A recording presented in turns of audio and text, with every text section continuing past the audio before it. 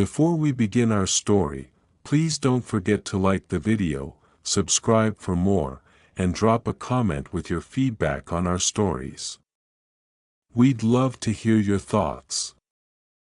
The distress signal arrived like a ghost from the past, an automated beacon pulsing weakly against the backdrop of deep space.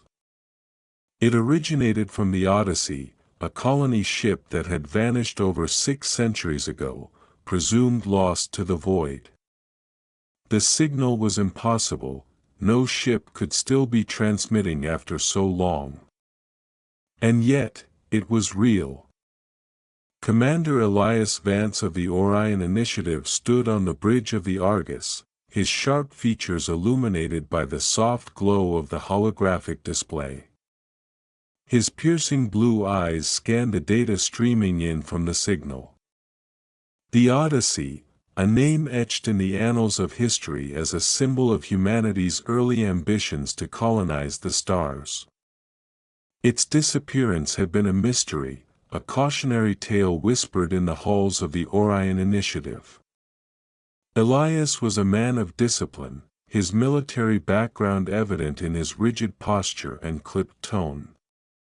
But beneath the stoic exterior lay a deep curiosity, a hunger to uncover the unknown. This mission was personal. His great-great-grandfather had been part of the Odyssey's engineering team, and the ship's fate had haunted his family for generations. The Argus, a ship unlike any before it, was the pinnacle of modern technology. Its sleek, silver hull bristled with advanced sensors and weapons. Its faster-than-light engines hummed softly as the ship closed in on the coordinates. But as they neared the Odyssey, confusion set in. The ship was still moving. Still en route. "That's impossible," muttered Dr. Kayla Wren, the Argus's chief scientist. Her dark hair was tied back in a tight bun, and her sharp intellect was matched only by her skepticism. The Odyssey should have reached its destination centuries ago. Why is it still out here? Elias frowned. Prepare the boarding team. Full hazard protocols. We don't know what we're walking into. Docking procedures were cautious. Scans indicated life support was still active, but the biosignatures were strange. Flickering, inconsistent, as if the crew were caught between states of being. As the airlock cycled open, the rescue team braced for the unknown. Inside, the corridors of the Odyssey were eerily pristine, as if only a handful of years had passed. No signs of decay, no deterioration. The air was cold, carrying a faint metallic tang.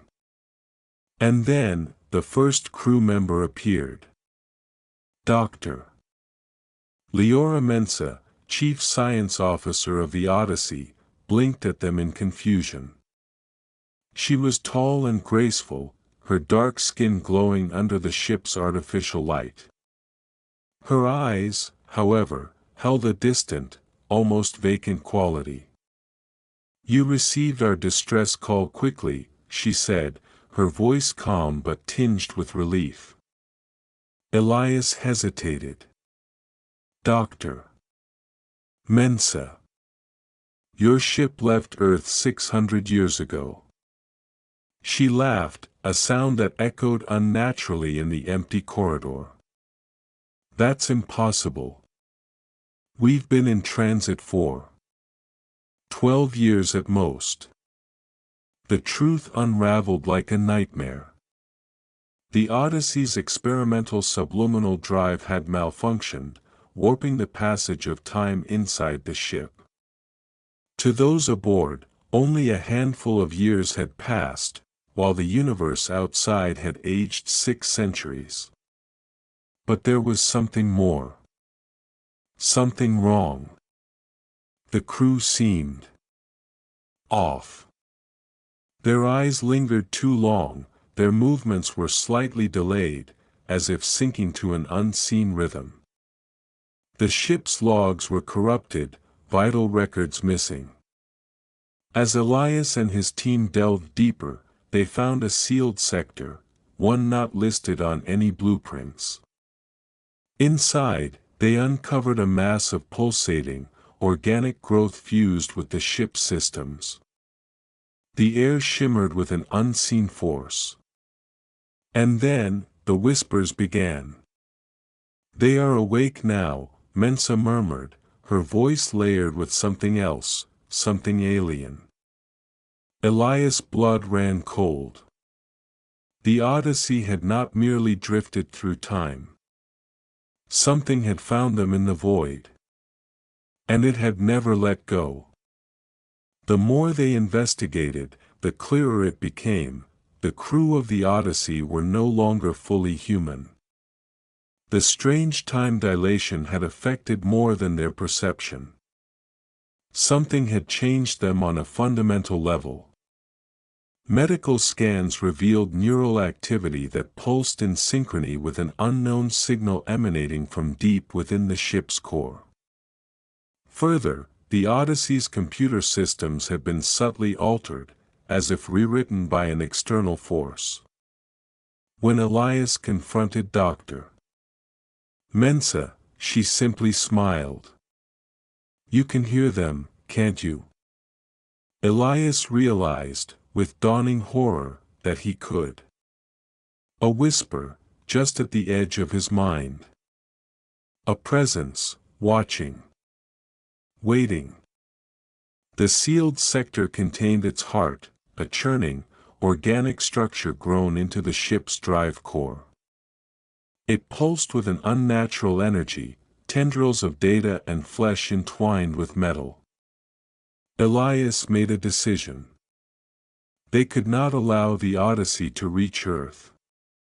Whatever had infected its crew, whatever intelligence had embedded itself into the ship, could not be allowed to spread. But as the rescue team attempted to leave, the Odyssey responded. Doors sealed shut, life support systems fluctuated, and the infected crew moved with eerie precision. The ship had become a trap. The struggle to escape the Odyssey was nothing short of a nightmare. Elias and his team fought their way back to the Argus, fending off the possessed crew. Explosions rocked the Odyssey as Elias rigged the ship's core for detonation. The entity's influence was relentless, warping reality itself as it twisted the corridors, turning the ship into a labyrinth of shadows and whispers. But despite the chaos, Elias felt a surge of resolve. He couldn't let this thing reach Earth. He couldn't let it spread. As the Argus sped away, they watched from a safe distance. The Odyssey began to glow, light fracturing around it as the entity inside struggled to hold itself together. Then, with a silent implosion, it was gone. The return to Earth was anything but triumphant. The Orion Initiative debriefed Elias and his team extensively, but the truth about the Odyssey was kept classified. The public was told that the ship had been found adrift, its crew lost to time. The entity's existence remained a secret, known only to a select few. Elias struggled to adjust to life back on Earth. The whispers grew louder at night, invading his dreams with visions of the void and the entity's pulsating core.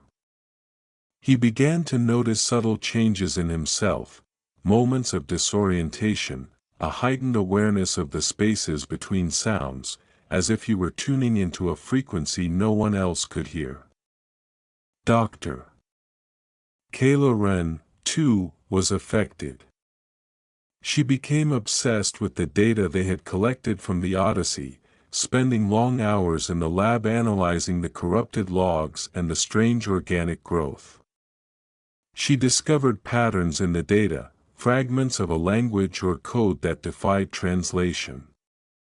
"It's trying to communicate," she told Elias one evening, her eyes bloodshot from lack of sleep. "But it's not using words. It's using something else. Emotions. Memories. It's like it's trying to understand us by becoming us."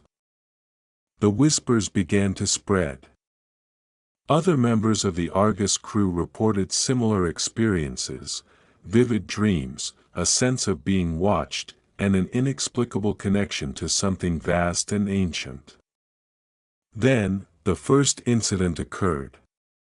A technician who had been part of the boarding team was found in the lab, muttering incoherently as he attempted to interface with the ship's systems. When security intervened, he lashed out, his movements unnaturally fast and precise. It took 6 guards to subdue him. Elias was called to the scene. The technician's eyes were wide, his pupils dilated. "They're here," he whispered. "They're everywhere." Determined to uncover the truth, Elias and Kayla began to investigate the origins of the Odyssey's experimental drive. They traveled to the archives on Mars, where records from the early days of space exploration were stored. What they found was unsettling. The Odyssey's drive had been based on a prototype developed by a secretive research group known as the Kronos Collective. The group had disbanded under mysterious circumstances, and many of its members had vanished. Among the records, they found a name, Dr. Elias Vance. Elias stared at the name, his heart pounding. It was his great-great-grandfather.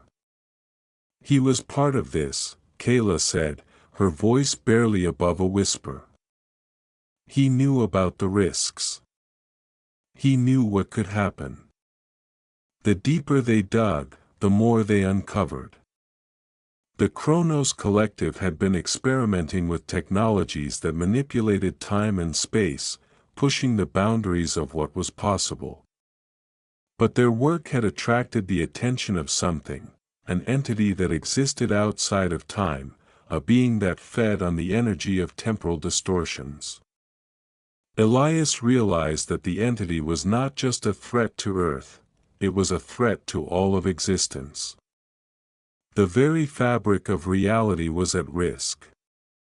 Determined to end this once and for all, Elias and Kayla gathered a team of trusted allies and set out to find the entity's source, a place beyond the edges of known space where the fabric of reality was thin.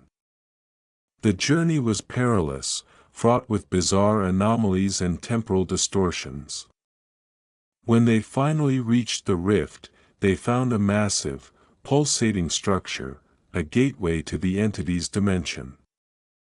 It was alive, its surface shifting and writhing as if made of liquid shadow. Elias knew what he had to do. Using the knowledge they had gathered, he and Kayla devised a plan to seal the rift. But it would require a sacrifice. As the team fought to hold off the entity's minions, Elias and Kayla activated the device.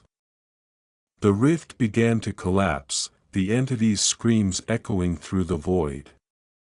In the final moments, Elias looked at Kayla. "We did it," he said. But as the rift closed, he felt a familiar presence in his mind. The entity was not gone. It had found a new host. Back on Earth, Elias stood on the observation deck of an orbital habitat, staring out at the stars. The whispers had grown louder, more insistent. He could feel the entity's presence, a shadow lurking at the edge of his consciousness. The Odyssey was gone, but its legacy lived on. The crew's fate served as a grim reminder of the dangers that lay beyond the known universe. And Elias knew, with chilling certainty, that the entity was still out there. Waiting. Watching. Hungry. The echoes of the lost would never fade. The days following the closure of the rift passed in a haze of dread and disbelief. Elias had returned to Earth, but his body seemed to carry the weight of the cosmos, as if the void had been etched into his very soul. He had never truly understood the concept of haunting, not until now. The whispers had grown, taking on a life of their own. They curled at the edge of his mind like a soft breeze that never fully went away, constantly brushing against his thoughts. No matter how much he tried to focus, the presence was always there, lurking. Kayla Wren, once a sharp and rational mind, was also struggling. She had become a recluse, holed up in her lab with data from the Odyssey and the Rift. Her obsession was consuming her, just as the whispers were consuming Elias. She had become a ghost of her former self, her face gaunt, her eyes perpetually tired, as if she had not slept in months. Every now and then, Elias would catch her muttering to herself, repeating fragments of the data they had retrieved. "They're trying to speak. It's all there. In the data." But despite their best efforts, they couldn't decode what the entity was saying. The data was like a labyrinth, an indecipherable mess of patterns, frequencies, and memories. Elias couldn't help but feel a sense of doom hanging over him.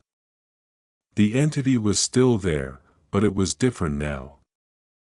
It was no longer just a whisper in his mind. It was taking shape, finding ways to manipulate his reality. Then, a message arrived. It was a simple transmission from an unknown source, but the contents of the message made Elias's blood run cold. It was encoded in the same strange language that had pervaded the Odyssey's data. He read the first few lines, and then it hit him. The words weren't a warning, they were an invitation.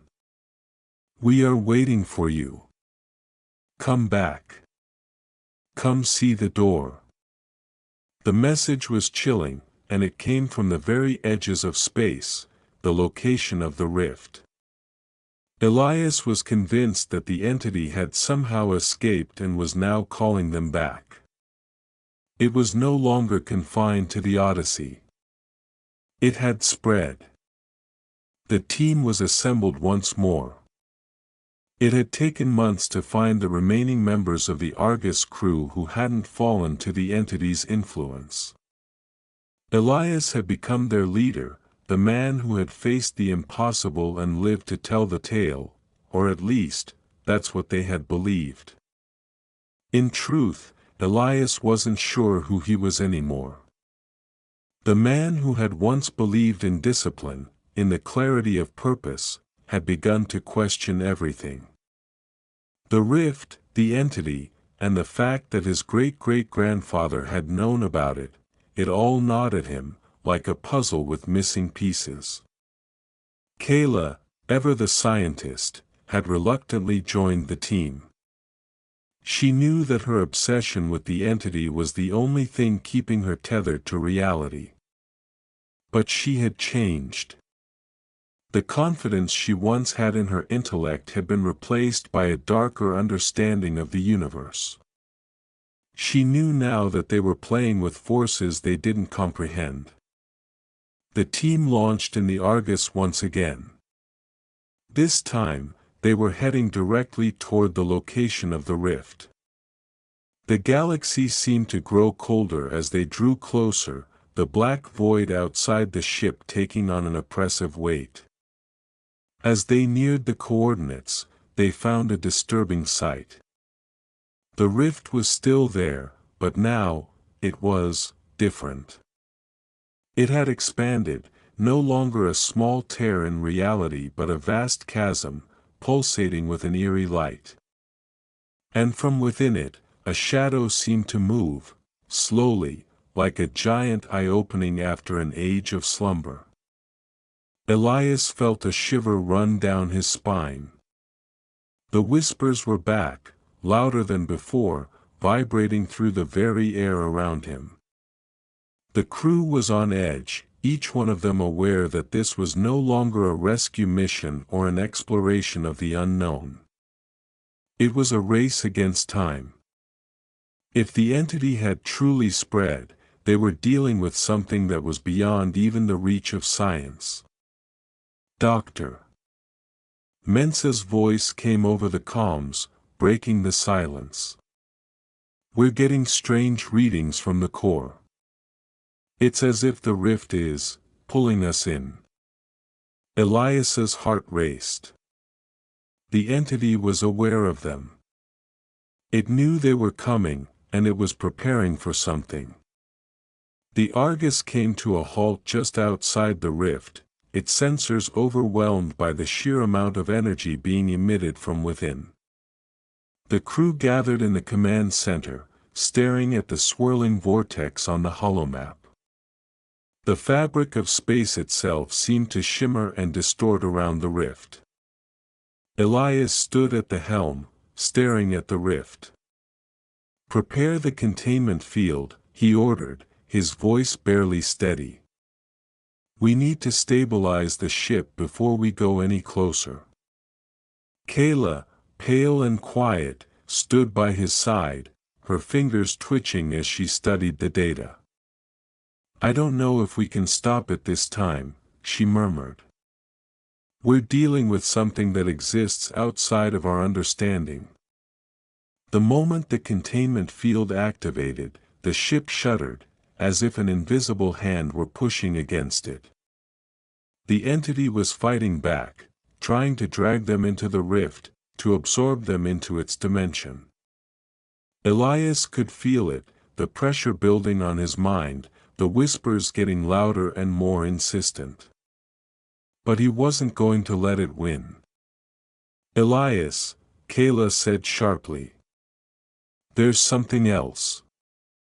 There's a signal coming from the other side of the rift. It's not the entity. It's human." Elias turned to her, confusion clouding his features. "Human? How is that possible?" "It's like," she trailed off. "It's like a beacon. Like someone is trying to reach us. Someone who's still on the other side." The idea that there could be survivors beyond the rift, human survivors, made Elias's heart race. The Odyssey had disappeared, but what if some of its crew had been left behind, trapped in this place where time and space had no meaning? But as he reached out to adjust the ship's course, a sudden tremor shook the Argus. The rift was reacting. Something inside was stirring. And whatever it was more than just the entity. Elias and Kayla exchanged a look, their fears mirrored in each other's eyes. "We have to go through," Elias said, determination hardening his voice. "There's no other choice." With that, the Argus made its move, heading straight for the heart of the rift. The moment the ship crossed the threshold of the rift, the world outside shifted. The stars disappeared, replaced by a swirling mass of energy and shadows. It was as if they had entered a place beyond the known universe, a realm where the very concept of time and space had lost all meaning. Elias could feel the whispers intensifying, wrapping themselves around his consciousness. His vision blurred. The walls of the Argus seemed to pulse with an eerie light, as if the ship itself was alive, resonating with the entity's presence. Then, the transmission came again. A voice, human, familiar, yet distorted by the rift's influence. Elias, it was his great-great-grandfather's voice. The moment Elias heard the voice of his great-great-grandfather, he felt a rush of conflicting emotions. The whispers had taken on a new shape, one that was no longer just an external force but now an echo from his own bloodline. The distortion in the voice, the crackling static, made it feel as though the past and present were merging, becoming one in the depths of the rift. Elias. You have to understand, the voice continued, faltering and warped. It wasn't just the Odyssey's drive. It wasn't just an accident. The Chronos Collective, we knew what we were dealing with. We opened the door, but we never understood what we were inviting in. Elias stumbled back, his mind racing. His great-great-grandfather had been part of the Chronos Collective. He had helped design the very drive that had opened the rift, the door. Elias had always assumed it had been a mistake, an unforeseen consequence of pushing the boundaries of technology. But hearing this, it was clear now. It had been deliberate. Kayla, standing by his side, looked pale and shaken. What does he mean by, "we opened the door," she whispered, the weight of their situation pressing down on her. Before Elias could respond, the rift began to pulse violently, and the ship's hull groaned in protest. They were deeper within now, and the gravitational distortion was increasing, pulling at the very fabric of the Argus. The structure around them began to warp, flickering between dimensions, as if the ship was no longer anchored to a single reality. "We were fools," the voice continued. "The entity. It's not just a creature from the void. It's ancient. It doesn't belong here. And now it's waking. Waking in a way that it never could before." Suddenly, the transmission cut out, replaced by a low hum, almost mechanical, reverberating through the ship. Elias knew they were running out of time. Whatever had happened to his great-great-grandfather and the Chronos Collective, it was now happening to them. The entity had learned from their attempts, had evolved. And the consequences were cascading toward them faster than they could prepare for. "Elias!" Kayla shouted. "We're being pulled in." Elias turned toward the console. The controls were malfunctioning, the ship's systems flashing uncontrollably as the entity's influence grew stronger. He tried to regain control, but it was no use. The Argus was no longer his to command. The rift had taken hold. The walls of the Argus began to flicker, as if the ship was tearing through layers of existence. Time itself seemed to distort around them. Seconds stretched into minutes, then collapsed into moments that barely lasted a breath. As the rift opened wider, Elias felt a pull within him, a sensation that was beyond physical gravity, a mental force, dragging him towards something far deeper than he could understand. In the midst of the chaos, Kayla grabbed his arm. "We have to seal it. There's no other way.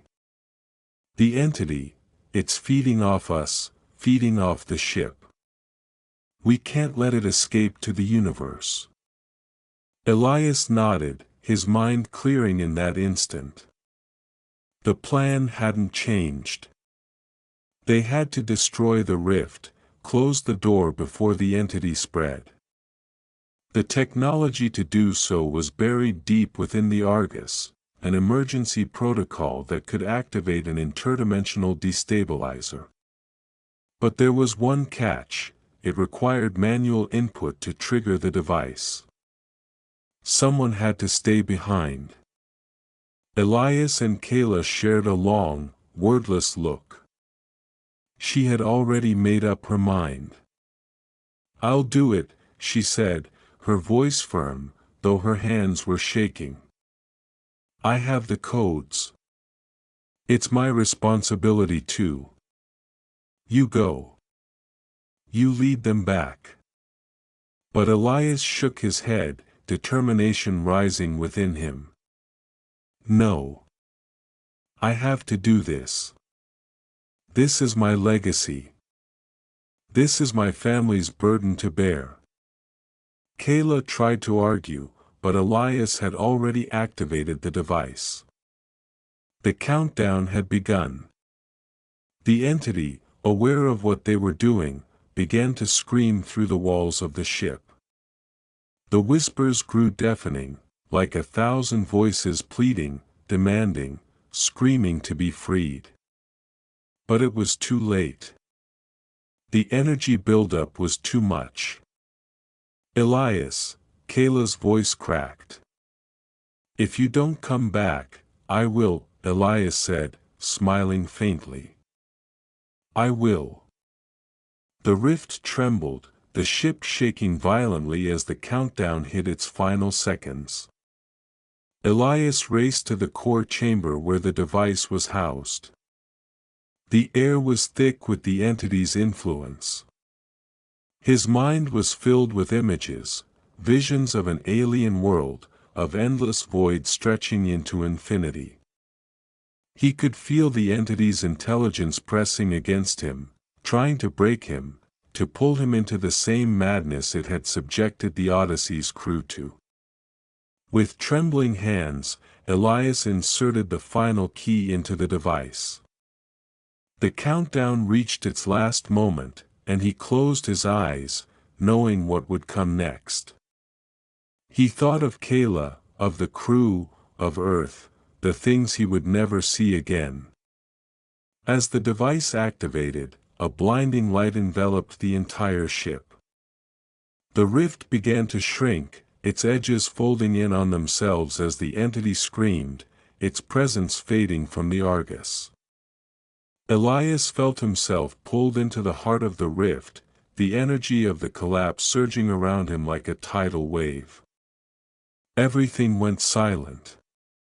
When Elias awoke, it was as though time had stopped. There was no sound, no motion, just a vast emptiness stretching out in all directions. For a moment, he didn't know where he was. Had he succeeded? Was the entity gone? Then, in the distance, he saw something, a light. Faint, but growing stronger. The Argus was gone, and yet, Elias felt an inexplicable pull. He followed it, each step heavy, each breath impossibly slow. As he approached the light, he saw the doorway that had once been open, now sealed shut.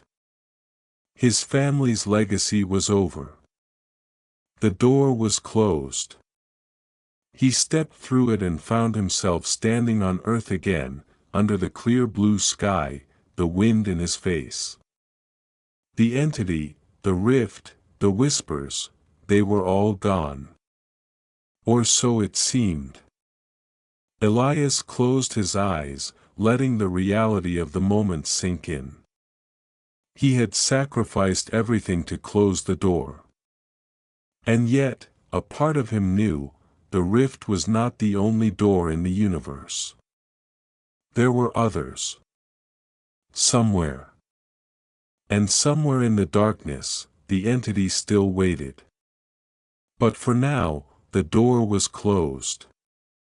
And humanity had one more chance. Years passed. Earth had moved on. The rift remained a distant memory, buried in classified archives, never spoken of by the public. The Odyssey's fate, too, had become a myth, a ghost story whispered among the stars. But Elias Vance's name lived on, etched into history as the man who closed the door that could have destroyed everything. Kayla Wren, now a celebrated scientist, carried on with her work, always with a faint sadness in her eyes, knowing that their victory had come at a cost. She continued to study the patterns in the Odyssey's logs, the strange data they had gathered, always searching for a deeper understanding of the entity. And sometimes, just sometimes, when the night was still and the stars stretched out like endless fields of light, she could hear the faintest whisper at the edge of her mind. The echoes of the lost would never fade.